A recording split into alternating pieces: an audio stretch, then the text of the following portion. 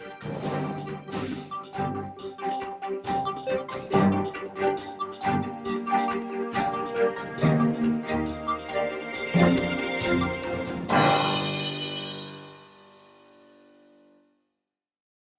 you know someone, or are you personally battling a drug and alcohol addiction? Why are so many people addicted today? And why have so many people died as a direct result of this disease?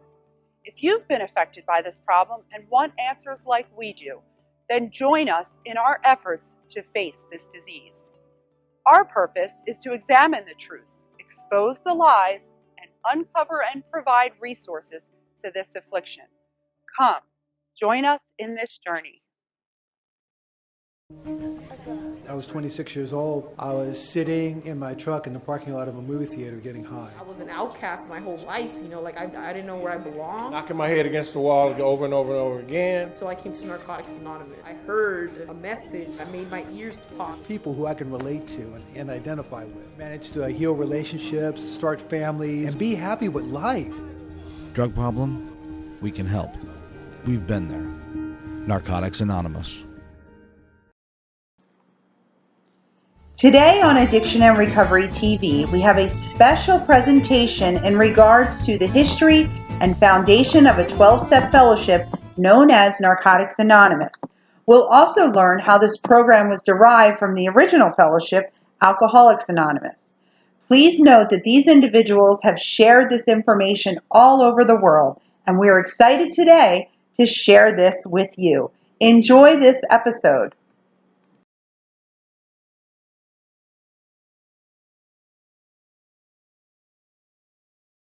So what Doc's looking for, he's not really scared of alcohol anymore, but he's scared of morphine.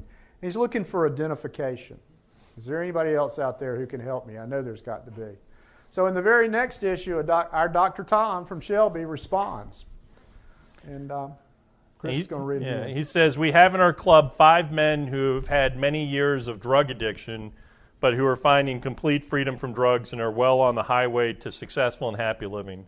Their period of freedom varies from 5 months to 6 years, and they all attribute this to the help of a higher power that has come to them through AA. And he goes on to say, I'm sure that other AA groups have men who are finding the new life of freedom, and I earnestly wish that we may get into communication with each other. And I suggest the possibility sometime of interesting the U.S. Public Health Service in the establishment of an AA group in the United States Public Health Service Hospital, which is in Lexington, Kentucky. So, June 44, a guy in Alabama by the name of Houston S. finds Alcoholics Anonymous and gets into recovery. He meets a man in his meetings that is by the name of Harry, and Harry's got a dual problem of alcohol and morphine addiction. Harry had spent 27 months at Lexington. Harry stopped drinking, but he couldn't stop using morphine. In September of 46, Houston gets transferred from Montgomery, Alabama to Frankfort, Kentucky, which is near the narcotic farm in Lexington.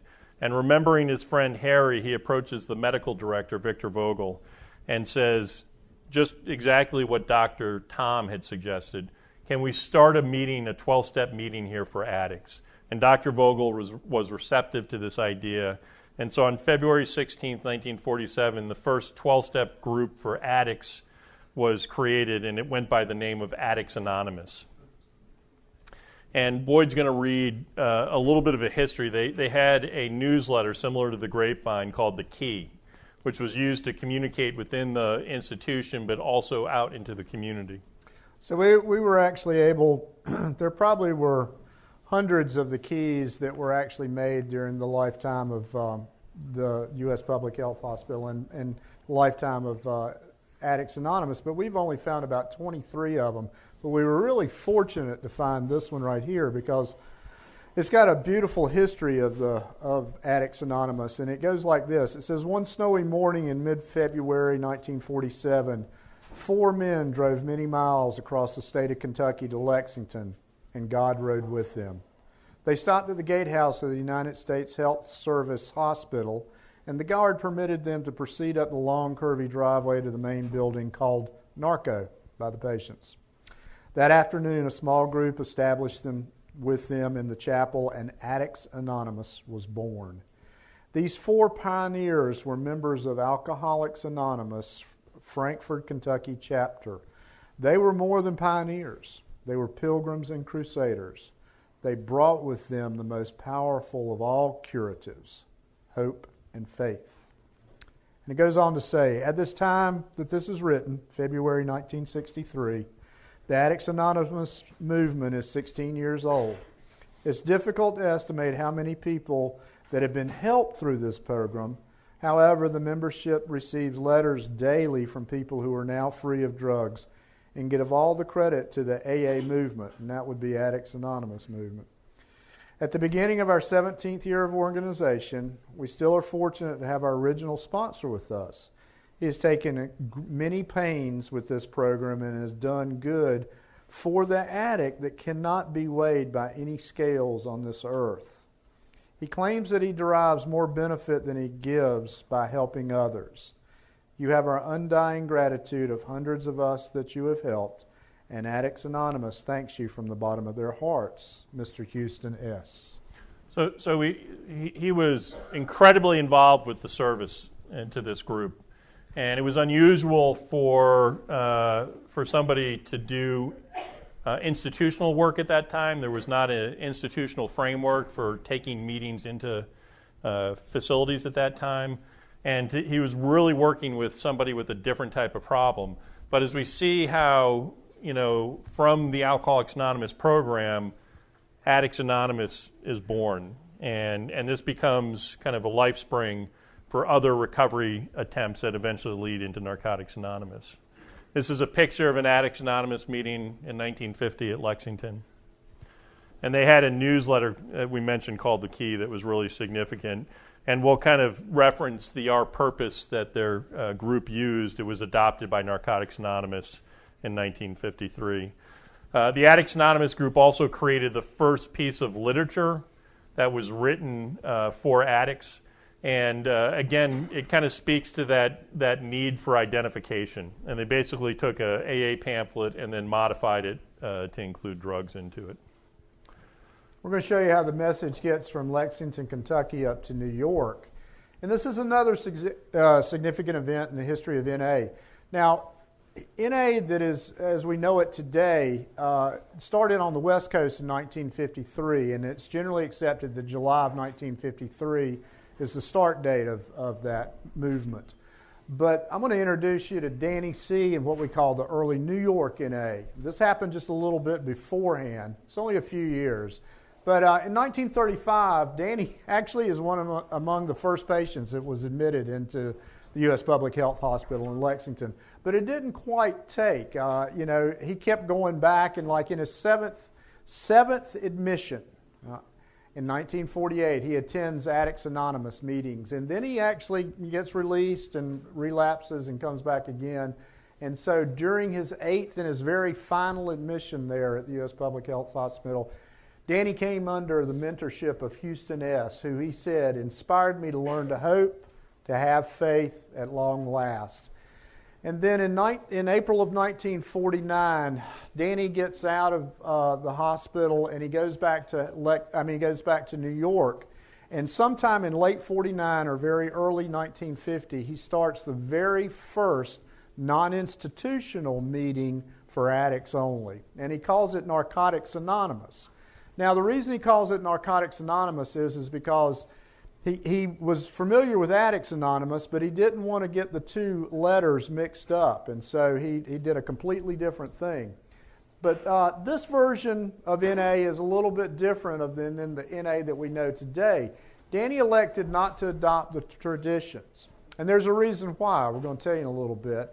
And we speculate that that's one of the reasons. And he had close affiliation with a lot of other people around. He actually promoted. Here again, the Roadmap for Recovery was a pamphlet called Our Way of Life, and that was the vehicle he used to promote Narcotics Anonymous. Danny worked with this thing called the National Advisory Council on Narcotics. We'll tell you a little bit about that more in a minute. He worked very closely with the Salvation Army. And then a little bit later on, after his passing, the person who succeeded him worked with Father Dan Egan. The vehicle they used was like a version of Our Way of Life, but here's the uncredited part of Danny's contribution to our movement is that this man created huge amounts of media coverage. I mean, it's amazing when Chris and I go doing the research about the amount of ink that was on this right here. He was out of New York. New York was the publishing headquarters of the world at that time. But here's the reason. Even though he broke his anonymity, folks, he didn't adopt the traditions. His contribution is that he put out there in the consciousness of the United States that there was now hope for the people that were addicted to substances besides alcohol, because here was something starting up that was like AA. So, that contribution is really uncredited, and Chris and I think is huge. So, tell you a little bit about how he transmitted the idea that addicts could recover. It was through NACON right here. And some of the notable members were Marty M. Does anybody know who Marty M. is? She's a very pioneer woman in AA. Dr. Marie Newswinder. Does anybody know who that might be? Well, a little bit later on, her and her husband actually became advocates of methadone treatment in New York City to help the heroin problem that was happening in the mid-'60s. Major Dorothy Berry, who was of the Salvation Army, and Burton Lindheim, who was actually an editor or a reporter at the time at the New York News, or New York, one of the major newspapers in New York City. He became an editor later on. But as you can see, these were very much advocates of what Danny was trying to do. And he aligned themselves there because of a clip that we're going to let you know about here, right here. And so the context for this is to think about, you get inspired when you're in Lexington that here's a solution to my problem. I'm going to come out here into the community and try to extend that solution from the institution into the community. And this is what he runs into. We were concerned when we learned that the local office of the Bureau of Narcotics was interrupting NA meetings at the Y and arresting everybody there on the ground that they were doing something wrong. And the changes that have occurred because of these pioneering efforts where people can now meet freely, and you see people in recovery being much more open about it, but there was a time when persons with addiction trying to get together to support one another was an arrestable offense. And that could have been so discouraging, right? You get out and you're like, I found something I think is going to work. Hey guys, why don't you come try this with me? Oh, I'm sorry, we all got arrested. They ended up having a lot of trouble keeping meeting space, and for a period of time, they ended up holding their meetings on the Staten Island Ferry, right? So it speaks to kind of this dedication to make sure that this solution was available. And the shift that happened over time was one where society as a whole began to see that there was hope for recovery for people with addiction. And, if you read stuff in the 50s, if you read Senate subcommittee testimony and so forth, they were actually talking about creating islands where you could quarantine addicts at the time. So this was a big shift to get society thinking that recovery was a possibility. When Chris and I learned about this piece of information, which was probably a couple of years ago, it all became kind of clear to us about why Danny wanted to align himself with some people that were pretty much advocates of Narcotics Anonymous. And I'm going to tell you some of the supporters right now. One of them is here, Major, and then later on Brigadier Dorothy Berry of the Salvation Army. Danny and her clicked when Danny first came around. And she actually found meeting spaces for Danny. One of the other things that did happen is it was very interesting about, there's a story about a police captain actually calling Dorothy Berry and said, what are you doing trying to help these addicts? And Dorothy was, you leave that boy alone, he's doing really good. And so she was one of his supporters until the day he died, actually. So here's another supporter right here is Father Dan Eakin, and He's actually, he didn't come on board until after Danny passed away, but he's often referred to as the junkie priest and the chaplain of Narcotics Anonymous. He did a lot of good. One of the ways that Danny transmitted that idea that we were talking about, that people could recover through the 12 steps of, a modified version of the 12 steps of AA, is right here. It's through the Way of Life pamphlet. And here are the 12 steps that he used. He said, we admitted we were powerless over drugs, that our lives had become unmanageable. So here we're seeing that in 1949, well, excuse me, February of 51, because we know it was published by then, we're actually looking at it being powerless over a substance. So, you know, and as I've spoke before about the media coverage, we're going to give you a small little snippet right here of just the media coverage that happened.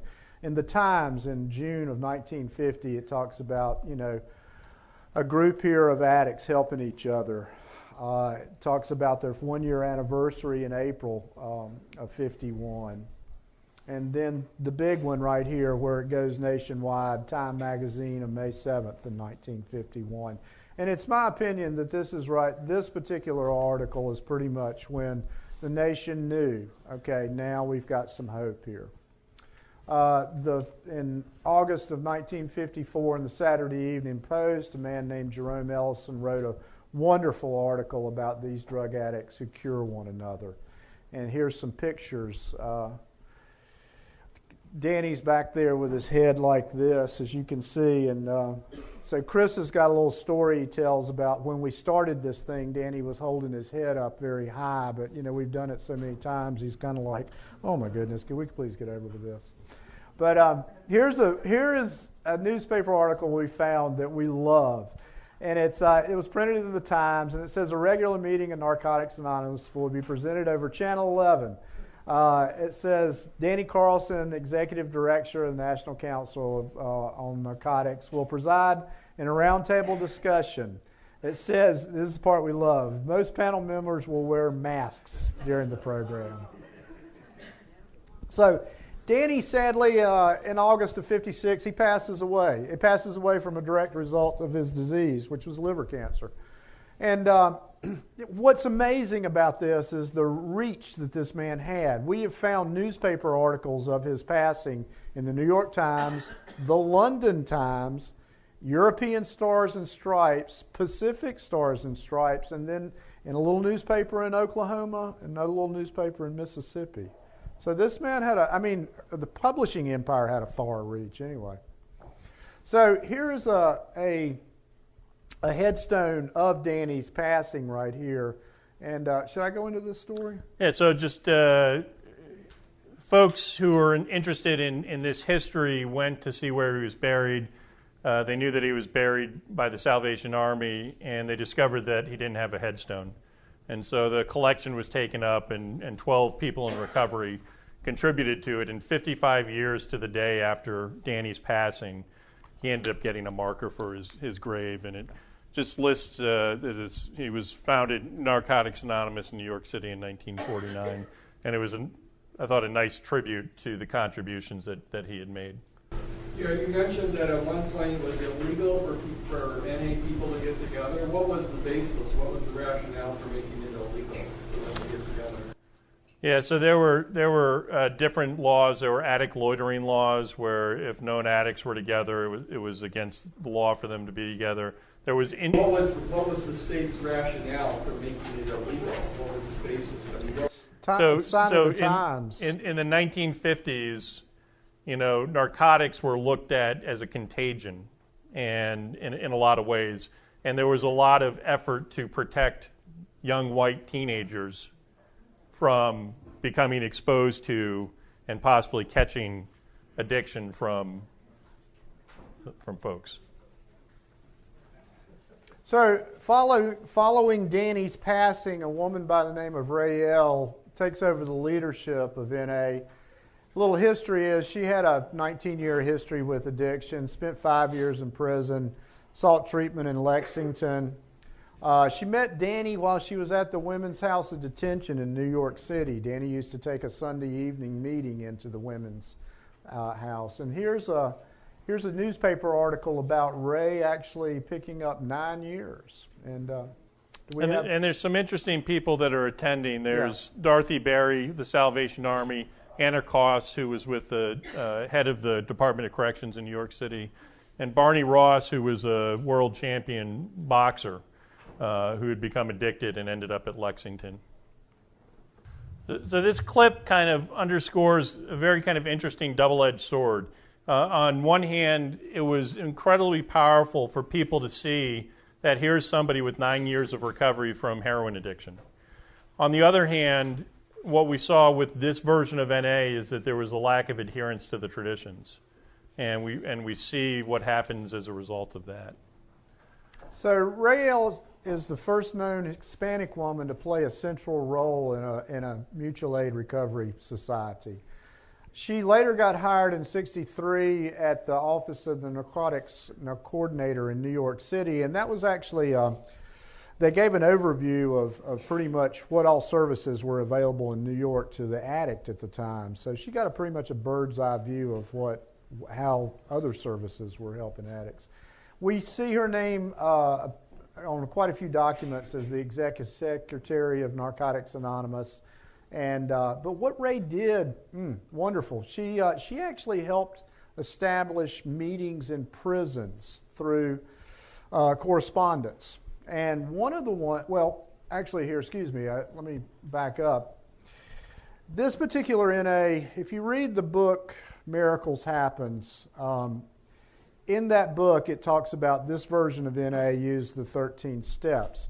They did, but it's only after Danny's passing do we actually see that. So it's not quite completely accurate information there. Now I will state this, in looking at their source documents, I do realize that with the information they had at the time in 1998, that's what they thought. We've since learned some stuff.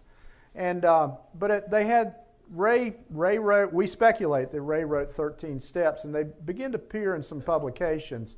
They also seem interesting enough related to Ray's work with prisons, and we'll show you a little bit why. The very first, or one of the earliest references to the 13 steps actually comes from a prison brace group right here in Michigan, in Jackson, Michigan. And so our question is always, when we come to Michigan, has anyone been to the state prison in Jackson, and is this what it looks like when you wake up? But this was again, newsletters were very popular and a very convenient way for people to communicate. And so just to give you a couple of the 13 steps, step 1 was admit the use of narcotics made my life seem more tolerable, but the drug had become an undesirable power over my life. Step 3 was make the decision to face the suffering of withdrawal. And step 13 was God help me. Interestingly, by 1968, this same NA group at the prison in Jackson starts using the West Coast NA literature in their newsletter. So sadly, Ray passes away in October of 1972. And without the foundation of the 12 traditions or a named successor, NA really and truly in New York dies in 72. So we're going to roll it back just a minute here to 1950.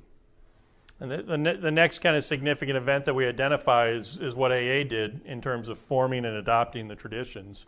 And we have a clip of it being adopted at the first International Convention in Cleveland.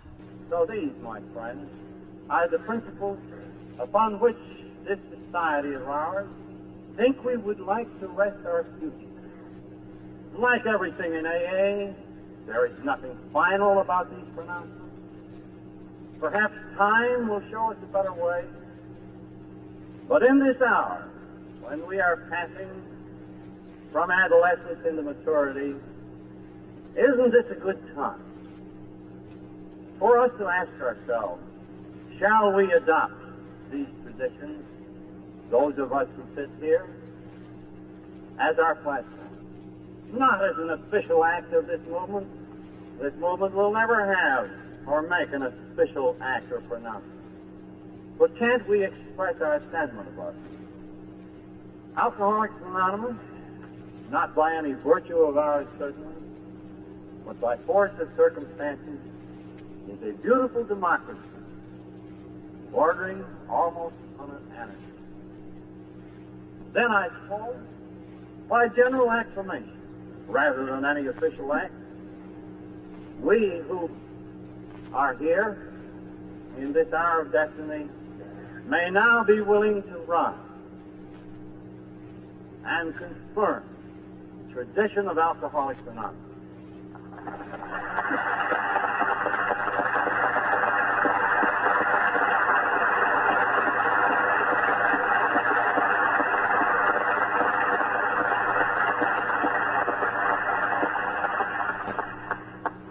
And then, what could be more appropriate than that we ask God's blessing upon this decision in the usual manner? Shall we not rise once more and say the Lord's Prayer? So we're going to kind of come back to Lexington. So we see an attempt that was done in New York. Addicts in Lexington, and we see this in the writings in the key, are facing this common dilemma about attending Alcoholics Anonymous meetings in their local community. And they're struggling with, they say, do we hide our addiction when we go to Alcoholics Anonymous in the community but risk our recovery due to dishonesty? Or do we disclose our addiction and risk being told that we're not welcome at the meetings?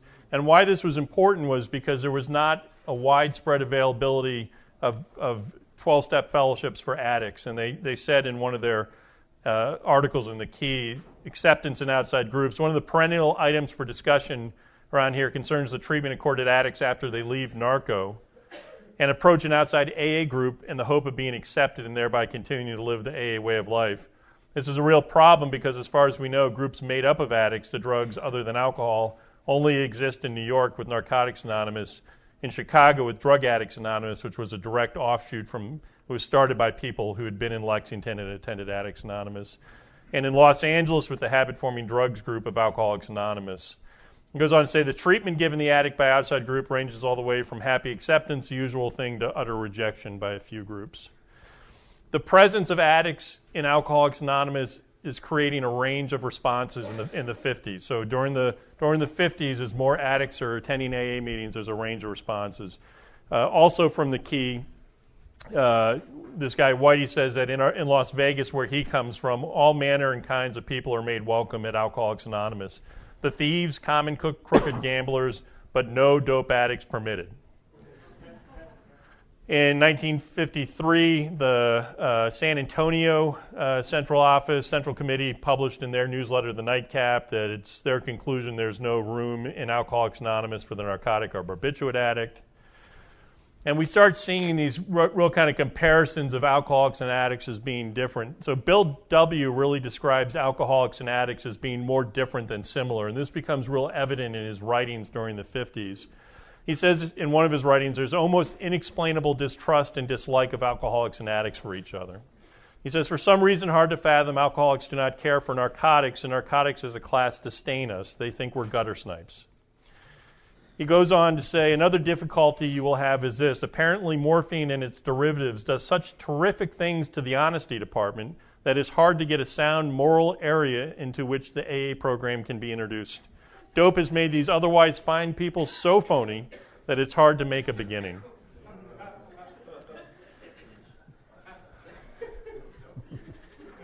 He says, I guess I've told you I've noticed in many alcoholics a marked aversion for dope addicts and vice versa. And he goes on to say that they see themselves as mutually exclusive and snobbish.